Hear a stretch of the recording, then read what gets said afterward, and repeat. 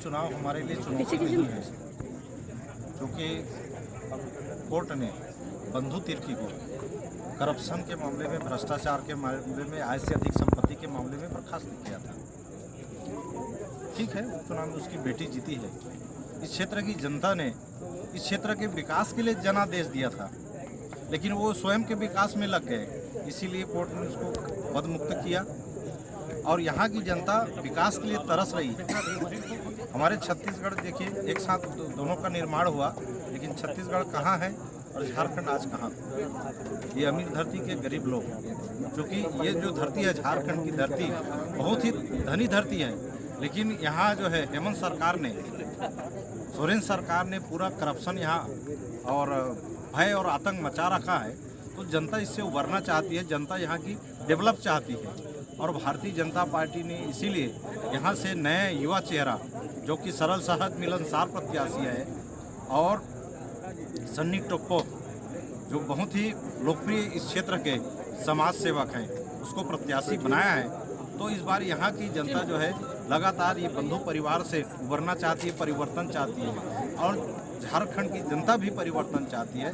झारखंड में भाजपा की स्थायी सरकार यहाँ की जनता चाह रही है, क्योंकि केंद्र में नरेंद्र मोदी जी की सरकार है, तो यहाँ की जनता डबल इंजन सरकार चाहती है। और यहाँ के लोग, मंडल विधानसभा के लोग भी भाई सन्नी टोप्पो को कमल छाप में प्रचंड बहुमत से यहाँ से विजयी बनाएंगे। ये जो उत्साह है, ये ऊर्जा है। कल ही हमने जो है तय किया कि हम एक बार विधानसभा कार्यकर्ताओं के साथ बैठेंगे, पूरी ऊर्जा के साथ सारे कार्यकर्ता यहाँ पर आ गए। ये जो है सन्नी भाई के प्रति ये जो उमड़ता विश्वास और लगाव दिख रहा है, स्पष्ट रूप से यहाँ पर भाजपा का विधायक बने। सबसे पहले तो मैं भारतीय जनता पार्टी परिवार को मुझे प्रत्याशी बनाने के लिए बहुत बहुत धन्यवाद और आभार व्यक्त करता हूँ। सारे शीर्ष नेतृत्व को और जितने भी हमारे कार्यकर्तागण हैं, उन्हीं के प्रयास और उनके आशीर्वाद से भारतीय जनता पार्टी परिवार आज मुझे छोटे से कार्यकर्ता को यहाँ का सेवा करने का मौका दिया। और रहा बात की इस बार 2024 का चुनाव विधानसभा चुनाव है, निश्चित है मुझे लगता है कि परिवर्तन होगा, परिवर्तन का समय है और जीवन परिवर्तनशील भी है। और मांडर विधानसभा की जनता लगातार यहाँ के बाबा और बेबी की जो अगुवाई है, मांडर विधानसभा में तक ब्यूरो प्लेयर खेलता है, उसकी कार्यशैली को अभी तक जान चुकी है कि झारखंड का राजधानी रांची है, और इस रांची में मांडर विधानसभा क्षेत्र भी आता है, जो आज रांची से 20 किलोमीटर की दूरी में। मांडर विधानसभा में इन 24 साल में 15 साल में बाबा और बेबी का राज रहा है। 15 साल में कितना विकास हुआ है मांडर विधानसभा का जनता देख रही है, चाहे शिक्षा के क्षेत्र में हो, चाहे खेल के क्षेत्र में हो, स्वास्थ्य के क्षेत्र में हो, चाहे अन्य क्षेत्र जितना भी विकासकारी योजना हो उसके क्षेत्र में। आज भी देखिएगा कि मांडर विधानसभा में हमारा मुझे लगता है कि 90% लोग खेती पर निर्भर करते हैं, खेती से निर्भर करते हैं और खेती में ही अपना जीवन यापन करते हैं, इसी से अपना घर परिवार पालते हैं, अपने बच्चों को पढ़ाते हैं। लेकिन आज हमारी मांडर विधानसभा के किसानों की स्थिति क्या है? हमारे आज मांडर विधानसभा के किसान, मुझे लगता है कि पूरे 4-5 राज्यों के यहाँ का हमारा चाहे बीन हो, चाहे परवल हो, चाहे बैगन हो, चाहे जितने तरह का फसल हो, उड़ीसा हो, झारखंड, उड़ीसा हो, बंगाल हो, छत्तीसगढ़ हो, हमारा मांडर विधानसभा पर्याप्त मामले में उनको यहाँ से निर्यात करता है।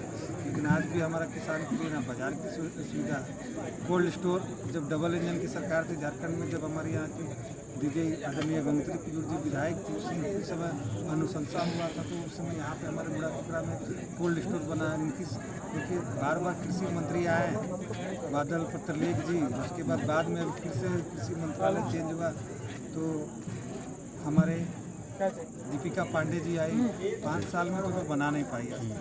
और हमारे किसानों के लिए तो कोई ऐसा सुविधा नहीं है। बाज़ार में देखिए कि बिचौलिया जाते हैं अपनी फसल लेके, उसको आधा दाम में बेच दिया जाता है। आधा दाम क्यों? उसका नुक्स निकाल के उनका सामान को कम रेट में अपने ज़्यादा मुनाफा में ले जाते हैं। उनको पेमेंट भी पता चला अपना सब्जी को दिए, अगला सप्ताह अगला बाज़ार में उनको पेमेंट मिलता है। तो इस तरह का आज तक यहाँ विकास नहीं हो पाया है। अब यहाँ पे देखिए बहुत मांडर चौक में देखिए पानी का टंकी है, जब से बना आज तक चालू नहीं हुआ। 14 करोड़ का बना। यहाँ मांडर विधानसभा में आज चले जाइएगा, लापुंग की स्थिति ऐसी है कि 50 किलो 30 से 35 किलोमीटर आज भी हमें डिग्री कॉलेज नहीं है, क्रिकेट स्टेडियम नहीं है। और इतना 4G 5G का युग है और 4G 5G के युग में सब अपने आप को ऑनलाइन चला रहे हैं, हवा में पैसा दौड़ रहा है।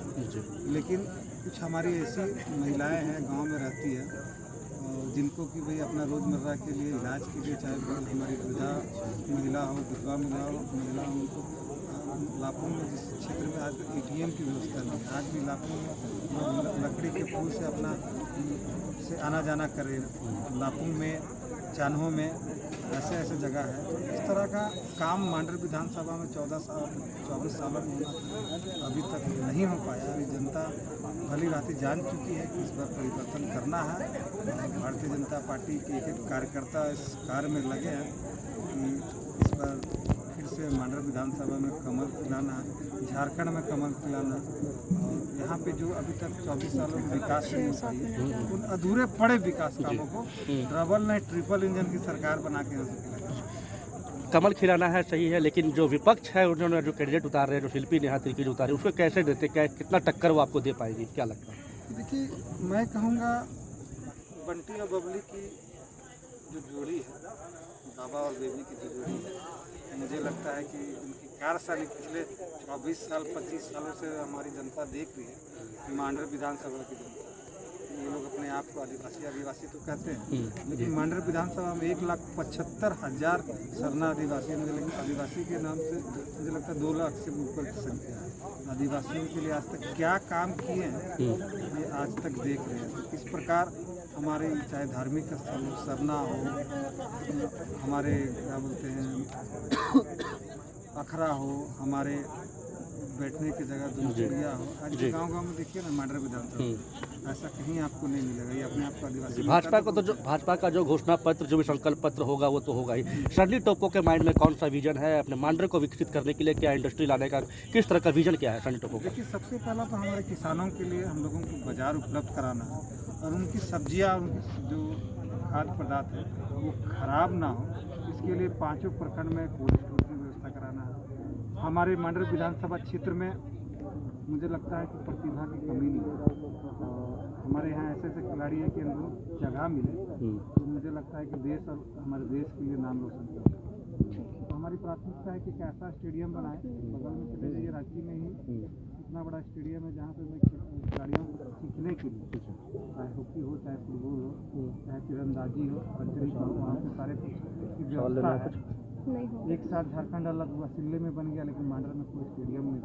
हम चाहेंगे कि हमारे खिलाड़ी यहाँ से उनके लिए उचित प्लेटफॉर्म मिले, स्टेडियम का निर्माण हो, वहाँ कोच की व्यवस्था हो, उचित संसाधन हो, ताकि यहाँ से खिलाड़ी निकल गए। हमारे जैसे कि हमारे यहाँ वीर बुजुर्ग अच्छे वंशज हैं, उनके पोते यहाँ से आर्चरी का प्रैक्टिस करने के खेत में लगा के अपना प्रैक्टिस करते हैं और मौका मिलता है तो चले जाते हैं दिल्ली। तो दिल्ली में बन सकता है तो मांडर में क्यों? बिल्कुल।